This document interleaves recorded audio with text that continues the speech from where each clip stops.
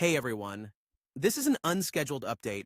It's about the Middle East and what it could mean for the auto world. Car prices, production, logistics, and even charging and repair infrastructure. What we know right now, the US and Israel have launched strikes on Iran. Iran has retaliated across the region. And the UK has told citizens in multiple Gulf states to shelter in place. Markets have not repriced this yet. The first real vote is when oil futures reopen Sunday. Until then, you'll hear estimates, not final prices. Now, the part that hits the car market first. According to Reuters, shipping in the Strait of Hormuz is already being disrupted. Reuters reports vessels have received VHF radio warnings that passage is not allowed. Reuters also reports traders are pausing shipments, and traffic is bunching near ports like Fu JY Ra in the UAE. Hormuz is not just a headline. Roughly 1/5 of the world's oil moves through that choke point. If ships slow down, insurance jumps, and routes get delayed, energy can get more expensive, even before a single barrel is physically lost. Here is a chain reaction for cars.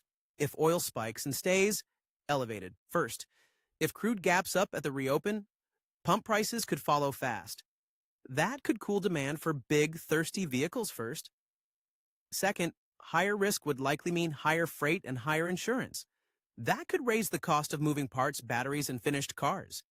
Even a small delay can snowball. Car factories run on just-in-time schedules. Third, oil is also materials, plastics, rubber, chemicals. So higher crude can push build costs up across the supply chain. Fourth, EVs are not immune. If energy gets more expensive, charging could get more expensive in some markets. And battery logistics get harder when routes are not safe. Fifth, uncertainty can freeze buyers. People wait. Dealers tighten incentives.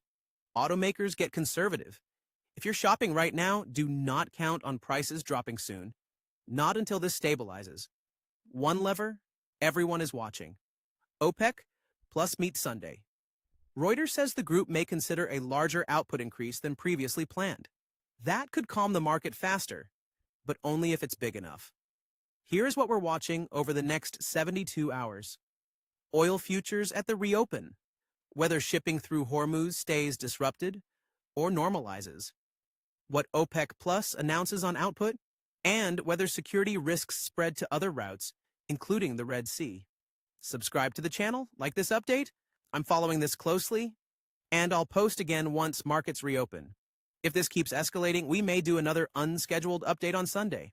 Good luck out there. Stay safe.